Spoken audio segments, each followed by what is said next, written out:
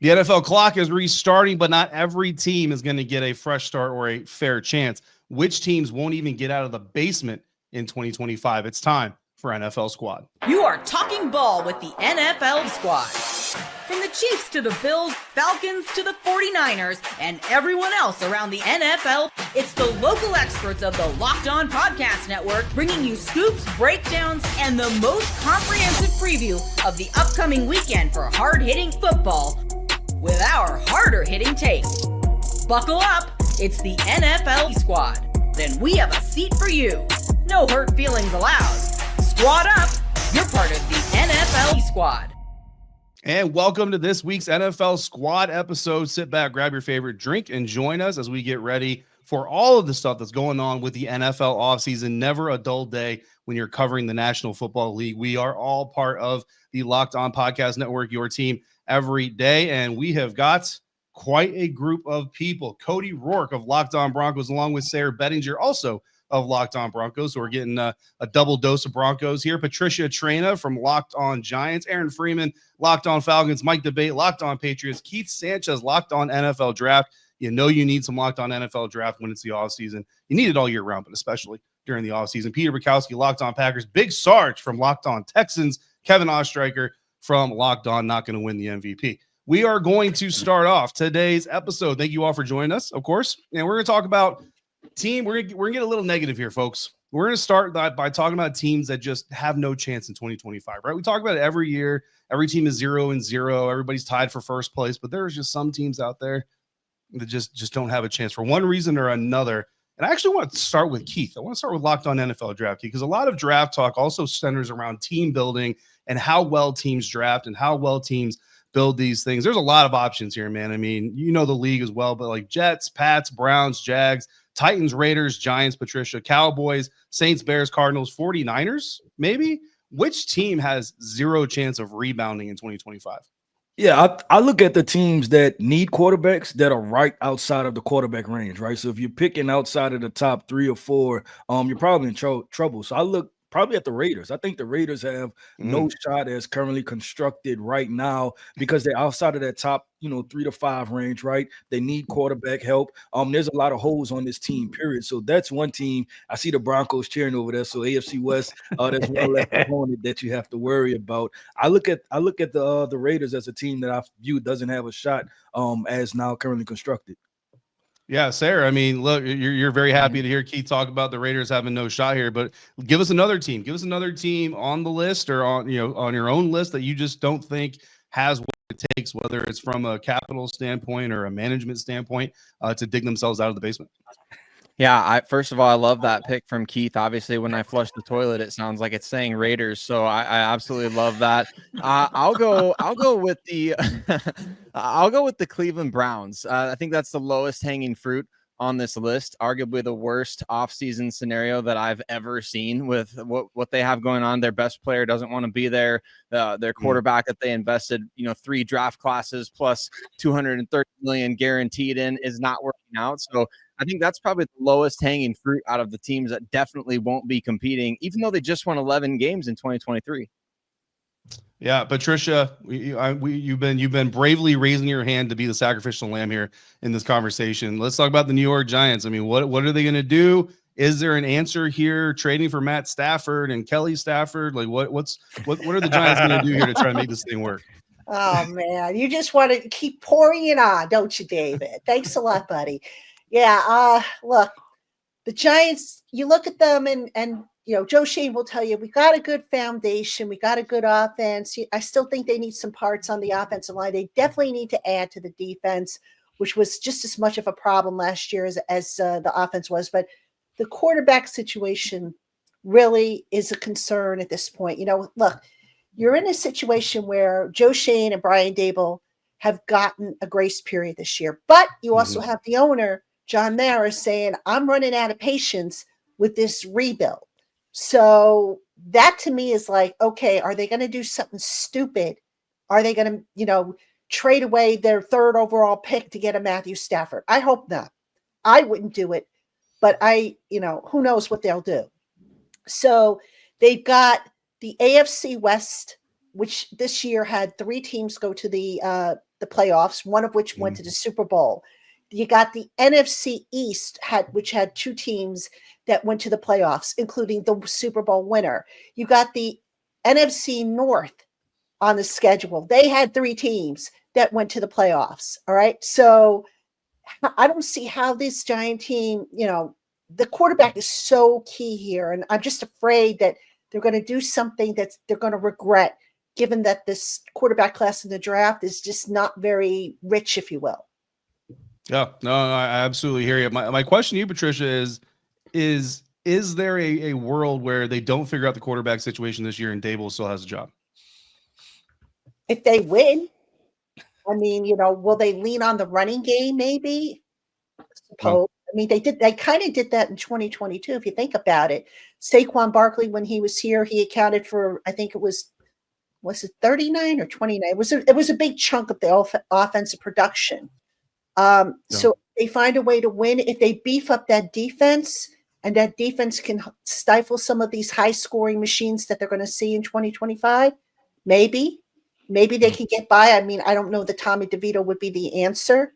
But it's all going to depend on who they bring in, because look, that offense, they've got the talent. Yeah, I know. Yeah. They've got the talent with Malik Neighbors, Tyrone Tracy Jr. They need to beef up that offensive line.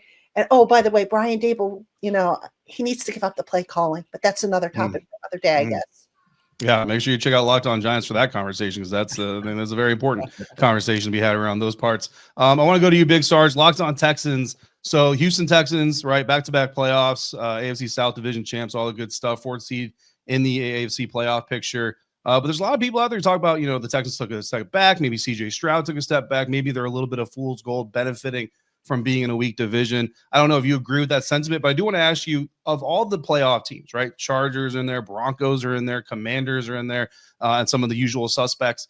Is there a fool's gold team that was in the playoffs this year that you don't think was actually a playoff? I always like to put it teams in the playoffs, but they're not necessarily a playoff team. Do you have a candidate? Were the Packers in the playoffs? The Packers were in the playoffs. No. So we want to talk about fool's gold.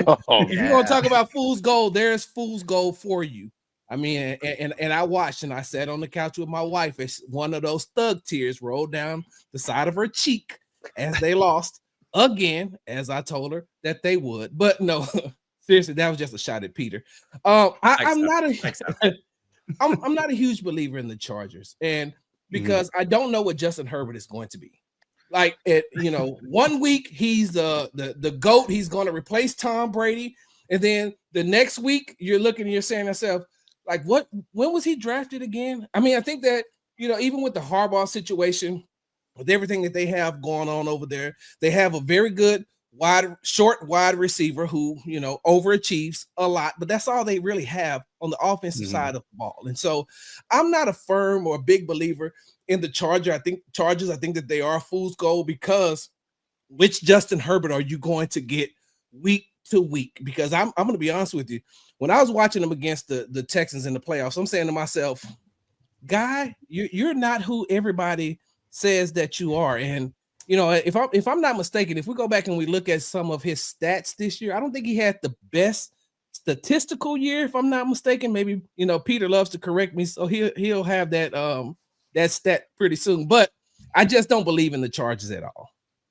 Yeah, I mean, look, you're pulling a page right out of Locked On NFL. Tony Wiggins and I had a lot of conversations during the season on Locked On NFL about whether the Chargers were for real or not. And of course, if I get my way, I will be in Brazil for week 1 to let you know right off the bat if they're for real or not. Of course, the Washington Commanders, team that I cover in 2024, early 2024, probably would have been on this list for a lot of people. But a really good offseason, a really good NFL draft. Turn things around for them. Who are some of our panel's favorite draft picks coming up in this April's selection committee? We're going to start off Keith Sanchez, the best pound-for-pound player right now, mid-February to him, coming up next on this NFL Squad episode, part of the Locked On Podcast Network, your team every day.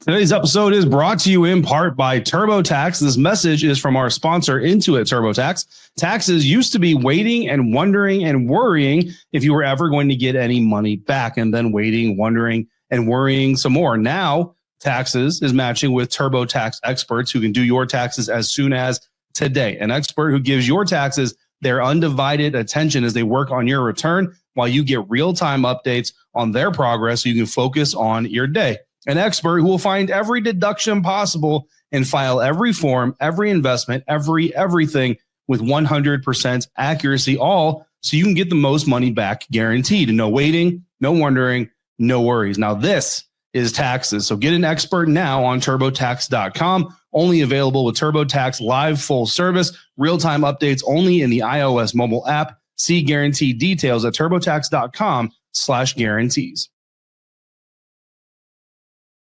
Which draft prospect are you most interested in following during the lead up to April's NFL draft? That's a question we're asking our panel here on this week's NFL Squad episode. And if we're talking NFL draft, we gotta go to Keith Sanchez, Locked On NFL Draft, the expert here. Keith, that's kind of the question. And I know everybody's got a little bit of a different way of measuring this, but to you, who to you is the best pound for pound player in this year's NFL draft? So best player, I'm gonna go Abdul Carter. And the reason is that everybody compares this guy to Michael Parsons, but I will take it one step further. I think he's actually a better stack linebacker than what Michael Parsons is. I think Abdul Carter has all pro potential as an edge rusher, and I think he has Pro Bowl level caliber if you just wanted to put him at stack linebacker. So I think so many different coordinators are going to look at him and say that this guy is a true versatile front seven piece, right? And he can do it all. And I think we've learned this year, right, especially with the run game coming back, is that linebackers are back in high priority. You need linebackers to be able to fill gaps. So I think that's why you even elevate his stock just a little bit more. But you're talking about a guy that I'm willing to go all in and I really like is Abdul Carter. Keith, now, you think Sam linebacker spot like Von Miller as a rookie where he's playing off the ball a little on early downs and then on third down, second and long, you just unleash him? Yeah, I think he can. And just watching the film, like I said, from an instincts perspective, I don't think he get lost in the box, right? And there's a lot of guys that we like to try to slide at the linebacker position. They wind up staying at that 4 to 5 yard depth and they never attack the line of scrimmage. Abdul Carter is a guy that understands how to read blocks, keys and diagnoses and plays downhill. So I think he definitely can do that. I don't think moving him either way is a loss for your defense. I think he plays well on the second level. Yeah. Now, looking at this panel now, obviously quarterbacks are always going to be a big topic of conversation going into the NFL draft. This year's class is getting a lot of conversation about how little potentially talent there is, even though I'm seeing some mock drafts now. Still got 2 quarterbacks going in the top 10, things like that. Patricia, we're going to come to you because you're the only person sitting here that needs to cover a better quarterback than you did last year. But I do want to go to you, Aaron Freeman. So when people are talking about their teams taking quarterbacks and whether or not they should take a quarterback, should not take a quarterback, you have a very interesting foxhole to talk about this conversation from, because going into April, most people said there's no reason for the Falcons to draft a quarterback in the first round. They do it anyway, get a whole lot of words dumped on them. But a year later, I mean, how's that pick looking now to you covering the Falcons? Well, it's looking pretty good, given that the circumstance. If the Falcons didn't take Michael Penix last year, we'd be sitting here convincing ourselves that, hey, the second half of Kirk Cousins' 2024 season, just ignore that because he's going to bounce back and he's going to look like he did in the front half of the season, and nobody would be probably buying that at this stage in time, myself included. So, Penix gives you a lot more hope and optimism for what could be in 2024 or in 2025, as opposed to what is in 2024. So I think that's really the selling point when it comes to all these teams, when it comes to taking quarterback. It's the hope, it's the optimism, it's the future, it's the dreams of what may be. A lot of people talking about Cody and Sayre, like a lot of people poo-pooed the Broncos taking Bo Nix, and 6 months later they're in the playoffs. So it's one of those things where this is the greatest show ever. This is my favorite. All you gotta do is believe, baby. Yeah. Hey, listen, so it's like one of those things where it's like, the hope is really what these quarterbacks bring to teams. Hey, David, I got a question. David, can I ask Aaron a question? Of course. Yeah. When it comes to Michael Penix, does his age and his injury history, that doesn't scare the Falcons going into the future at all? I mean, it scares me a little bit, but what else is there? It's like, I think the whole conversation about quarterback age is getting reassessed now because of the success of guys like Bo Nix and Jaden Daniels. And then you kind of look at where Michael Penix was going into those last 3 starts of the season, where like he basically got 1 preseason action and then really didn't have any work done throughout the season as the backup, taking no practice reps really, and you're not even getting scout team reps and whatnot. So he comes in right away and looks like, oh, like this guy doesn't look like a guy that's making his first NFL start in that game against the Giants. Sorry, Patricia. And so like, I think the age stuff, when you have, 5 years of experience, like some of these guys are now coming into the league, I don't think it's as big an issue as it may have been a few years ago, when everybody just wanted to get the 21-year-old guy that has all the upside, especially if nowadays, because these guys are playing right away. So it's one of those things where it's like, if you're got a little bit more seasoning to you, I don't think it's a negative really. I think easy to forget, Joe Burrow was 24 his rookie season, and no one said a word about it. So it's just one of those things too. Like sometimes our perception of prospects color the way that we feel about their age. Oh, we don't like this prospect and he's 24, so it has to be a negative. Whereas everyone's just like, Joe Burrow is the greatest thing since sliced bread. And so the fact that he's 24 is elided in the conversations that we have up until, like now he's 28. Like, who cares? He's really good. Like, I think that's the thing. Age is a number. Joe Burrow is actually maturity. older than Lamar Jackson. Wow. Keith, I was going to ask you this because we talk about like the top 2 quarterbacks people are talking about in this year's draft, right? Obviously, Cam Ward, Shadur Sanders. You look at Cam Ward's body work and obviously playing at a little bit of a bigger program, but then you look at Shadur, who played one obviously at Jackson State, but then played these last 2 seasons at Colorado. Bigger program than Jackson State, but does that experience going from an HBCU to Colorado, where it's not necessarily, you're not playing the best competition out there overall, where does that go in terms of the evaluation of a QB like Shadur and obviously all the questions surrounding this year's draft?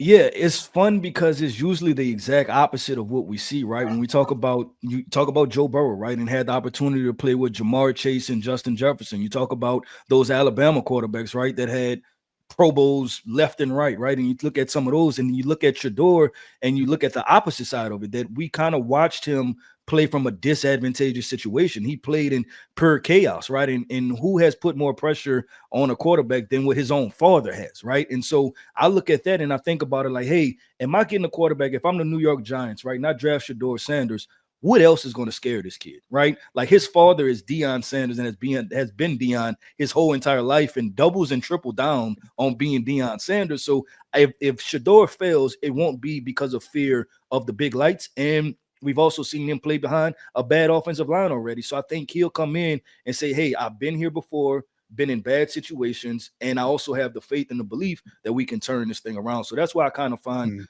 being comfortable with Shedeur, because I'm actually happy that I've seen him in bad situations. I worry if I'm a coach though. If I'm a head coach, if I'm Brian Daboll and I draft Shadur Sanders and Shadur is good and we suck, isn't the first call to Deion Sanders? I mean, maybe not the Maras, like maybe it's different with the Giants, but if you're other teams, like Deion has been like the phrase that I love that I heard about this is that Shadur Sanders has been homeschooled his whole football career because his dad has coached him. And so we've been hearing like, oh, this is a package deal. If you're Pete Carroll, is that maybe the perfect situation? For example, like the Raiders move up to get Shadur Sanders, and in 2 years, Deion Sanders is coaching the Raiders. Deion in the black and silver, guys, come on, the aesthetic. It would be incredible stuff. Like if you're a coach on the hot seat, do you want to draft Shadur Sanders though? Because of the looming specter of Deion making a phone call to the owner, getting in the room with him and saying, hey, this is not working out. I can get the most out of the guy that you used a top 5, top 10, whatever pick on. Let's go. I never thought about that. Last time I checked, it's a team game, Peter. And yes, the quarterback. Look, I know that, but not every owner knows that. Sometimes owners get a little. I'd like to think. I know Giant ownership hasn't always made the best decisions, but I'd like to think that they know that. Okay, it's more than just a quarterback. You also need a good defense. You need, a good special teams unit, which the Giants haven't had in like forever. Yes, the quarterback is a big part of it, but look, they went how many years with Daniel Jones and, too many? Yeah, too many in my opinion. I think the other New Jersey team is actually more likely to pull that move than Patricia's Giants. But Patricia, I do want to ask you, if you have your pick of quarterbacks for the New York Giants in this year's draft, Which one is it for you? Oh, well, I guess I would go with Cam Ward. I just like his game a little bit better. No disrespect to Shedeur Sanders. I think he's going to make some team very, very happy. But I think Cam Ward might be a little bit better of a fit for the Giants and what they're looking to do. I mean, truth be told, I don't think, both are on the board at 3 and Abdul Carter is on the board. I go Abdul Carter, and I don't think twice about it. I mean, but I don't know. I mean, I think I would go with Cam Ward. I do want to get this question in before we move on to our next topic. Mike Debate, Peter Bukowski, Kevin Ostreicher. We'll start with you, Mike. Which NFL scouting combine drill would you absolutely kill? Ooh. And I'm absolutely going to hold you to it the next time I see you. Oh, yeah, absolutely. And of course, anybody that's seen me in action knows that the 40-yard, me doing that would be must-see TV. It'd probably take me 3 weeks to finish it. I'm going to go with the bench at this point. You know what? I've got weight, I've got size, I've got strength. I'm going to utilize that. Yeah, you do not want to see me taking part in any agility drills. Okay. I guarantee you that. How many reps? How many times we put a 225 up? How many reps we getting? Oh, I don't know. You know what? Let me guess 8 or 9 at this point. Okay. Hey, that's Peter Rose's eyebrow. That's That's pretty not, good. that's not bad. I like that. That's You're not bad. optimistic. I like that. Peter Bukowski, I have a feeling it's not the 3-cone. Which drill would you kill? All right, I'm going to cheat though. I have the answer. I would Oh, you crush the have interview the process. Come on, all the interviews. I can spend 10 minutes with the team. That's not a I'm drill. gonna crush it. Uh, This is what I do for a living. That's cheating. That's cheating. Yeah. cheating. Fair point, though. I think it's It's an fair. important part of the I combine. mean, it's a fair point. It is a fair point. Kevin Ostreicher, to you, my friend. So what we need to do is we need to set up Mike versus me at the 40. This is what we have to do. Next time we're gonna do it because I'm running that 40. I'm doing it, and I'm doing it in. Will you beat Darren Ravel? Yes, I will beat. I will Smoke beat Darren Rodgers. Ravel. I will beat. Who else does it? Who else Schefter. does it? Schefter does it. I'll beat Schefter. Mm. I'll do it in 5-5 at least, if not 5. All right. Well, a lot of offseason moves are going to be made, as always, in the National Football League. And our panel is going to tell you where every single move should happen coming up next on this week's NFL Squad episode, part of the Locked On Podcast Network, your team every day. Today's episode is brought to you in part by FanDuel. When the games tip off, the NBA action is just getting started, and there's no better place to get in on it than FanDuel, America's #1 sportsbook. With FanDuel, you can place live bets throughout the game, so even if you miss the opening tip-off or you want to bet on the fourth quarter comeback, you can stay in the action. If you're looking for a bigger payout, you can even combine your live bets into a same-game parlay easily. My favorite thing about FanDuel same-game parlays. I love using FanDuel's live betting feature because it keeps every moment of the game exciting, whether I'm backing my favorite team or looking for a late-game rally or picking a player to hit a clutch 3. I never feel like I'm missing any of the action. Plus, the app is easy to use, and when you win, you can get paid instantly. Right now, new FanDuel customers, you can get $150 in bonus bets if your first $5 bet wins. Just visit FanDuel.com to join today. That's FanDuel.com for your shot at $150 in bonus bets. Make every moment more with FanDuel, an official sports betting partner of the NBA. We are going to put our names on some takes here to wrap up this week's NFL Squad episode. We're going to tell you where certain players in the NFL whose futures are a little bit in limbo, where they should end up in the 2025 NFL season and potentially even further. We were talking a little bit before we hit record about Cincinnati Bengals wide receiver T. Higgins. And of course, the story is that he is going to be franchise tag. My understanding is supposed to be the non-exclusive franchise tag. So we can still negotiate. Teams would have to give up a bounty of draft picks to sign him. So likely not to happen. Kevin Ostreicher, you're the closest thing we have here to the Cincinnati Bengals on the program. Should the Cincinnati Bengals tag T. Higgins to keep him from leaving, or should they let him walk out the door?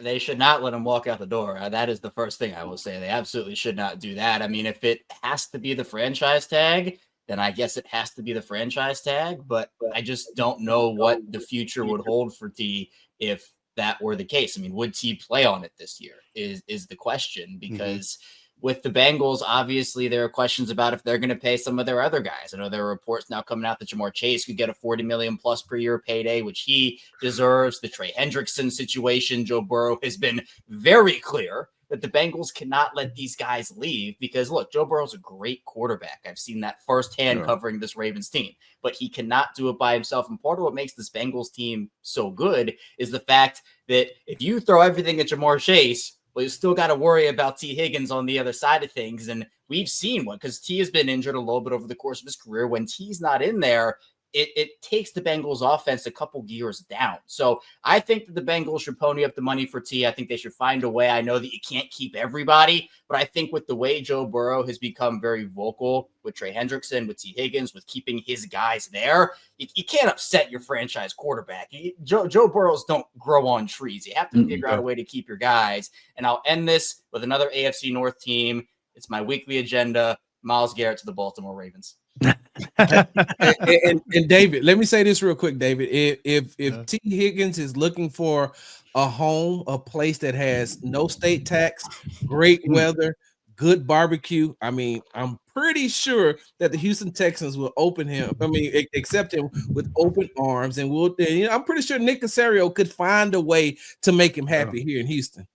Hey, I man, can't wait to find out. You just answered the follow-up question. Why will be T. Higgins' fault in Houston and not CJ Stroud's fault, given all the weapons that they've given him and the underwhelming offensive performance? I can't wait to find out why it's T. Higgins' fault and not CJ Stroud's fault. Hey, look, I will tune into Locked On Texans for that. Peter, I love you since you love your quarterback and you use the same exact excuses for him. I love you though. Love hurts, right? Nico Collins does not play in Green Bay. Stephon Diggs does not play in Green Bay. And the Packers offense is produced like a top 5 offense the last 2 seasons. So I don't know what we're talking about here. Peter, you turn right around and use the same excuses for Jordan Love at the end of the season. Excuses for what? The offense is good.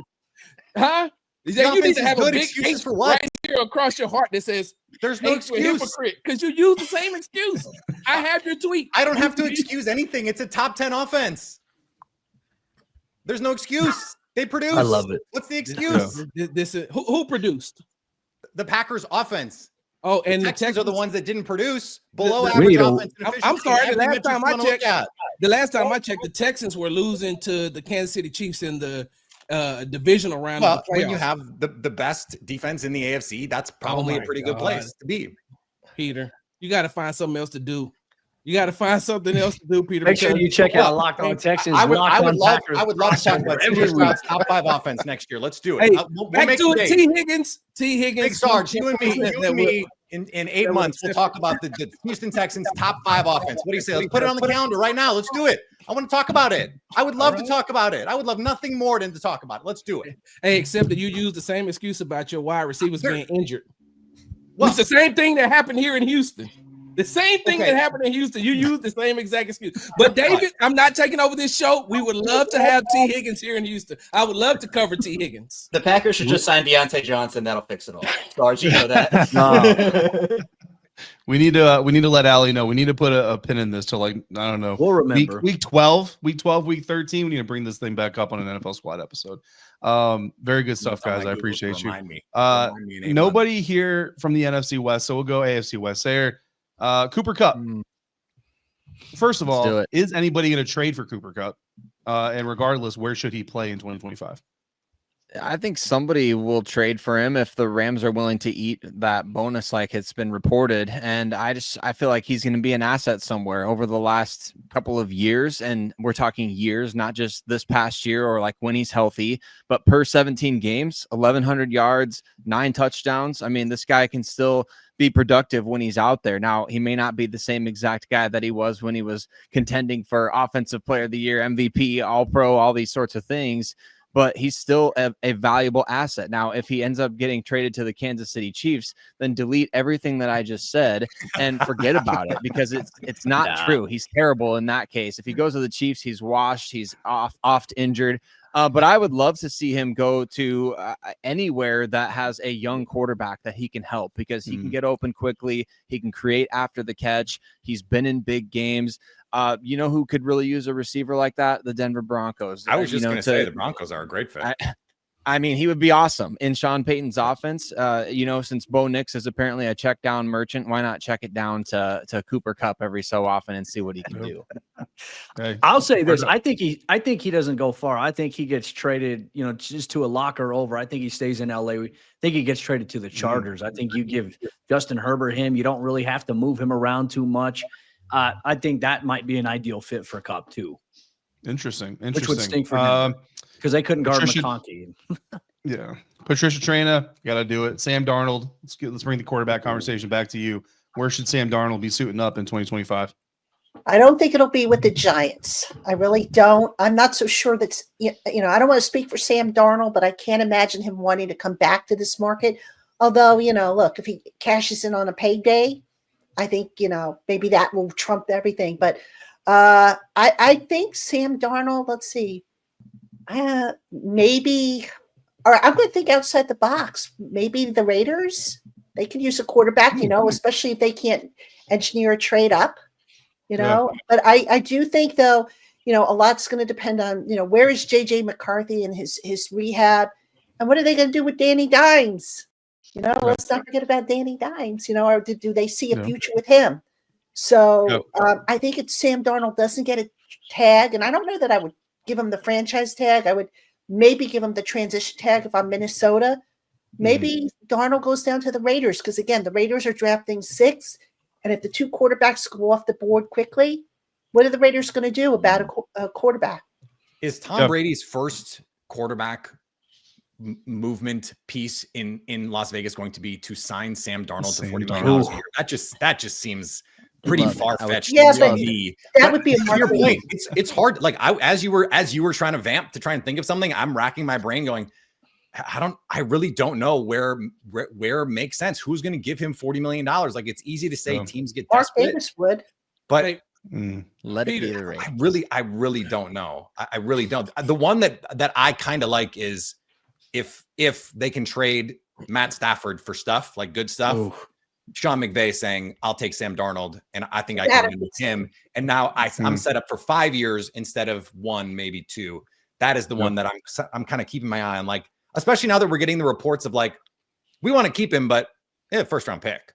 Like, come on now. Like that's what you leak when you're hoping someone offers you something, please. Like, that's always the media leak of like, up your offers and we will give you this guy. Like, someone send us something good. Peter, and you forget, as long as the Cleveland Browns are around, there's always a home for some overpriced quarterback. Yeah. I mean, because meddling owners will get involved. That's why I think the Tom Brady piece in Las Vegas is. Can we see chaos maybe? Imagine the 49ers decide, like, you know what, we don't want to pay Brock Purdy what he wants to be paid, and they decide to go back with Sam. Sam was already there. He was a backup. Yep. He already knows that system. I mean, not saying like that's going to happen, but could you imagine what type of fire that would set in San Francisco? You've already even crazier. What if the Colts decide they don't want Anthony Richardson anymore? So I was going to go. Can I jump in right here? Yeah, go ahead. One of my parents is, if you're the Indianapolis Colts and knowing how that system was currently constructed and built around Anthony Richardson, do you not try to take a swing at Justin Fields? If he's a step or 2 better than what Anthony Richardson is, what does that put you as far as quarterback play? And because I think the Colts, right, you look at some of the offensive weapons, they have some of the, a well-rounded offensive wide receiver core. And if you put Justin Fields, a guy who has experience, I'm not saying he's going to be a Pro Bowl guy, but when you look at what Jalen Hurts did with Shane Steichen, can Justin Fields not run the ball 15 times a game? And he's a veteran. He's played a lot of football. I just think that he can come in there and potentially provide real pressure to Anthony Richardson and has some of the same athleticism skill sets. Yeah. No, I mean, look, I can see it. I love it. I love the conversation, guys. Aaron Freeman, I want to throw you Deebo Samuel. Where should Deebo be playing in 2025? Let's give him to Arthur Smith. He loves his positionless players. That's fun. So let's put Deebo in Pittsburgh and see Mike Tomlin have to deal with that, and let's make it work with Arthur Smith. George Pickens, Deebo Samuel. You pair him up with Aaron Rodgers. Mike, debate. How about Deebo in New England? I talked about this a little bit earlier last week when some of the conversation was rolling around that New England would throw their hat into the ring. Look, New England needs help. I was watching you and Sarge go back and forth about top 5 offenses. I want a red zone touchdown. That's all we want. And I'll be happy this season. Look, they need as much help as they can get, and Deebo is a true dual threat. I think it would be interesting to see what Josh McDaniels could do with him, because Josh loves guys that can win in the short, intermediate areas of the field, but he also loves guys that can utilize that jet sweep. We've seen guys be able to do that before in New England. I think it'd be an interesting pairing. If the price is right, I think New England should absolutely be on the phone trying to make this happen. Because he's going to be a post June 1 cut, right? Which means that if the 49ers are going to save money, if they trade him, then they lose what, 15 million, but if they cut him, they save 5 million. And so it's so funny because John and I was talking, and John totally is against Deebo coming here into Houston to be a 1-year rental. And I'm saying to myself, well, I mean, if he could, the relationship that him and D'Amico has, and he knows the kind of coach D'Amico is, I could see him coming to Houston as a 1-year rental, because Houston doesn't have enough money to actually go out and get a wide receiver 2. They're going to have to draft a wide receiver 2. And so if you know that you're not going to be in the free agent market, you're not going to have the money until 2026, why not convince Deebo to come here on a 1-year contract like you did Stephon Diggs, and you can get him to be the utility type of player that you need opposite of Nico Collins. And maybe then they'll have an above average offense. That would be amazing. Oh, coming full circle. Peter Bukowski, Aaron Rodgers. What should Aaron be doing in 2025? Yeah, Peter. I heard there's a position open on the Locked On Podcast Network. I think a wellness podcast focused on psychotropics. No. I thought it was an opening with the Locked On Packers podcast. No. Show him your Aaron Rodgers tattoo, Peter. I mean, honestly, we would do numbers. It really would. Yeah, that would be West CTV. But I don't know if David can carve out the $1 million per weekly episode that or whatever McAfee was paying Aaron Rodgers. But look, I think the answer for Aaron is Pittsburgh, and you bring Devontae Adams with. And now you've got, Devontae Adams, George Pickens. Now George Pickens and Aaron Rodgers would get in a fist fight by week 4, but that would be part of the appeal. That would be part of the fun. Mike Tomlin can manage these sorts of situations. I think that's the only place he can go where he has any shot to win. And so he has to, I think, have his tail between his legs a little bit in a situation like that and say, look, Mike Tomlin, fix me. I give myself over to you. And then see if they can make that work. I think that's the only place that makes sense. Do you want to go to Las Vegas with no one? Do you want to go to Tennessee with no one? I would love that for Tyler Rowland because the content would be immaculate, but I don't think that makes sense for Aaron Rodgers. And I don't know that apparently the Minnesota Viking things is not going to happen. Again, I would love it for the content standpoint. Luke Braun, God bless. Oh my God. But I think the Steelers it's really, to me, if I were advising Rodgers, I would say it's Pittsburgh or you retire. That's the only thing that makes sense. Tomlin couldn't fix Russell Wilson. How do you think he's going to fix Aaron Rodgers? Look, I didn't think it was going to work. I just think that's the best shot you have at making it work. Yeah. Keith Sanchez, I want to wrap it up with you, brother. Next time we do an NFL squad episode, we will be in the midst of the NFL scouting combine. What is whatever it is that you at the top of your head, what are you most looking forward to next week in Indianapolis? Has to be Travis Hunter, right? What does he run? What is the conversation around him? I know they say he's going to do corner, right? But I have to think, especially with Dion guiding this situation, right, that there's going to be some non-traditional things going on with this. And I just want to know, what does he weigh? What is his actual height? Will people start to have the conversation? And I thought about it from this perspective, is that I think it's really cool that he plays 2 positions, right? And if you're a GM, you look at it and you say, okay, cool. If I draft this guy, I have a starting corner and I have a starting wide receiver. But we know that the NFL being 18 weeks, 17 games plus playoffs, the thing is this, that if he gets injured, you not only have an injured wide receiver, you have an injured corner, right? And I think GMs start to look at it from that perspective, that, yeah, it's cool, but I could lose 2 positions in 1 injury, and then how do they value that? So I think just the intrigue around Travis Hunter and see what he does, I think is going to be very exciting and very fun. Yeah, absolutely. It's going to be a lot of fun. Like you said, the offseason is always a lot of fun, and we've got plenty more coming up to talk about this offseason. So we will be doing this every single week on NFL Squad. So make sure you come back for that. In the meantime, especially make sure Bills you check fans. out all of us, especially Bills fans. Even when there's no Joe, there's still a show. Make sure you're coming back here and checking out all of these amazing hosts and everything that they're doing for the Locked On Podcast Network. And we will be back here again next week. NFL Squad, part of the Locked On Podcast Network, your team every day.